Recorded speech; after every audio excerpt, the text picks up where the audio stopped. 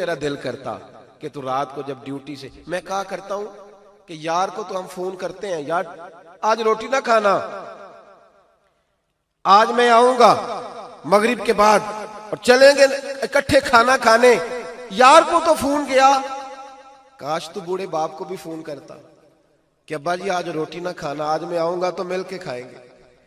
آج نہ میں آپ کی پسند کی چیز لاؤں گا، تو اماں کو بھی کبھی فون کرتا کہ اماں تو ذرا رکنا، کھانا نہ کھانا۔ میں کہا کرتا ہوں کہ صرف نمبر بھی لگاؤ نا کبھی ماں باپ کے لیے، نمبر ٹانگنے کے لیے، اور رات کو بچہ آئے نا فارغ ہو کے کام کاج سے تو نمبر ڈالنے کے لیے بھی ماں کے پاس، اماں یہ ذرا پیر نکالنا رضائی سے تھوڑے دبا دوں، تو اماں کہتی جا میرا پتر تو تھکیا ہے، میں کدوں کام لگی سا، اور نہیں اماں بات بے شک نمبر ہی ٹانگ رہا ہوں، دو پیروں کو ہاتھ مار دینا تو سو گیا جا کے، اماں کہتی جا جا بس ٹھیک ہو گیا، میں کون سا کوئی کام جا تو، لیکن تجھے پتا نہیں یہ کام تو نے کر دیا، تیرے لیے دعاؤں کا خزانہ کھل گیا، جب تو جائے گا نا کبھی واپس آ کے پلٹ کے تکیے پہ اس کا سر دیکھنا، سارا آنسوؤں سے بھیگا ہوا ہوگا، سارا تکیہ بھیگا ہوگا، اور اماں دعا کر رہی ہوگی یا اللہ ایسی اولاد سب کو عطا فرما، اور پھر سویرے جتنی عورتیں آئیں گی نا گھر میں، اماں سب کو کہے گی میرا بیٹا بڑا نیک ہے، تھکا ہوا آتا ہے پھر بھی مجھے دبا کے سوتا ہے، بوڑھا باپ تیرا انتظار کر رہا ہے سارا دن۔ حضور نے رشتوں کو وقار دیا، رشتوں کو عزت دی، نبی پاک نے ہر دنیا کے معاشرے سے تعلق رکھنے والے ہر گروہ کو میرے محبوب نے باوقار کر دیا۔ میاں بیوی کا رشتہ لوگوں نے سمجھا تھا شاید یہ ایسا رشتہ ہے کہ بیوی پیروں کی جوتی ہوتی ہے، لیکن میرے رسول پاک نے اس رشتے کو وہ مقام دیا، وہ مقام کہا اس کو پاؤں کی جوتی نہ سمجھنا، یہ تو تیرے ایمان کے محفوظ ہونے کا ذریعہ ہے، فرمایا جس نے نکاح کر لیا اس کا ایمان محفوظ ہو گیا، تیری بیوی یہ تیرے ایمان کے کتنی بڑی بات، کتنی بڑی۔ حضرت علامہ یوسف نبہانی نے حدیث لکھی ہے جواہر البحار میں، حضرت عائشہ صدیقہ رضی اللہ تعالیٰ عنہ کہتی ہیں نبی پاک صلی اللہ علیہ وسلم نہ گھر آئے، حضور کو کوئی کام تھا، جلدی سے حضور آئے، جلدی سے کوئی چیز اٹھائی اور نبی پاک جانے لگے، جلدی سے حضور آئے، کوئی چیز اٹھا کے نہ تو حضور جانے لگے۔ جناب عائشہ صدیقہ کہتی ہیں آج نا حضور کا موڈ مبارک بڑا اچھا تھا، اکثر تو غم امت پریشان رکھتا تھا نا نبی پاک، آج موڈ نا حضور کا بڑا، سمجھ آ رہی ہے میری باتوں کی، آج حضور کا چہرہ بڑا میں کھلا کھلا دیکھ رہی تھی، فرماتی حضور جانے لگے تو میں نہ آگے کھڑی ہو گئی دروازے کے، میں نے کہا حضور آج نہیں میں نے جانے دینا،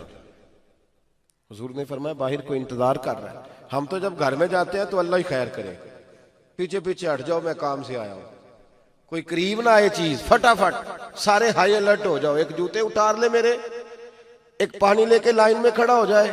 ایک کھانا لے آ، تمہیں پتہ نہیں میں کام کر کے، او خدا کے بندے بس کر دے، یہ تو انتظار کر رہے تھے کہ ابا آئے گا تو کھیلیں گے، یہ تو انتظار کر رہے تھے کہ سینے پہ چڑھیں گے، بیوی تو انتظار کر رہی تھی کہ آئے گی تو میں کوئی بات کروں گی، تو آیا ہے گھر میں تو ڈکٹیٹر ہی بن کے آ گیا۔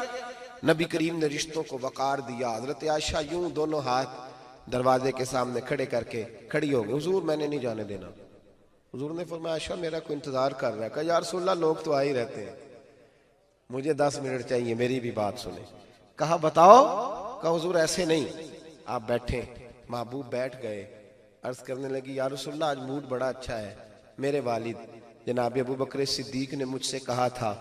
جب حضور کی طبیعت کو بڑا حشاش بشاش دیکھو نا بیٹے تو میری اور اپنی بخشش کی دعا کرا لینا، میری اور اپنی بخشش کی، اب تو بخشش کی دعا کرانے بھی کم ہی لوگ آتے ہیں، اب تو وہی وظیفہ پوچھتے ہیں جس سے کام کوئی نہ کرنا پڑے اور پیسے چھم چھم گرے، وہ والا وظیفہ پجاروں کے لیے اور مکان کے لیے اور بنگلے کے لیے، بخشش کی بات کو تو فکر ہوگی تو کوئی کرائے گا نا، لیکن وہ تو ہمارا ماحول ہی نہیں رہا۔ حضرت عائشہ نے عرض کی کہ میرے والد نے کہا تھا جب حضور کی طبیعت بڑی اچھی ہے شاش بشاش دیکھو میری اور اپنی بخشش کی دعا کرا لینا، تو نبی کریم بیٹھ گئے، حضور نے ہاتھ اٹھائے، نبی پاک نے دعا مانگنی شروع کر دی، کہا یا اللہ عائشہ اور ابو بکر کو عزت والی زندگی عطا فرما، یا اللہ ان کا حساب قیامت میں آسان فرما، اور پھر کہا اے اللہ انہیں بغیر حساب ہی جنت عطا فرما۔ جب یہ لفظ کہنا تو جناب عائشہ رونے لگی، ان کا سارا پلو آنسوؤں سے بھیگ گیا. فرماتی ہیں حضور اٹھ کے جانے لگے. خوش ہو گئی ہو حضور؟ ہو گئی ہوں. جانے لگے نا دروازے پہ تو محبوب پھر لوٹ آئے. فرمایا شاہ میری دعا سن کے رو رہی ہو؟ قسم اللہ کی عزت کی میں اپنے ہر امتی کے لیے یہی دعا دن میں 2 مرتبہ مانگا کرتا ہوں. ہر ایک کے لیے یہ دعا. حضور عزت دے دے، رشتوں کو وقار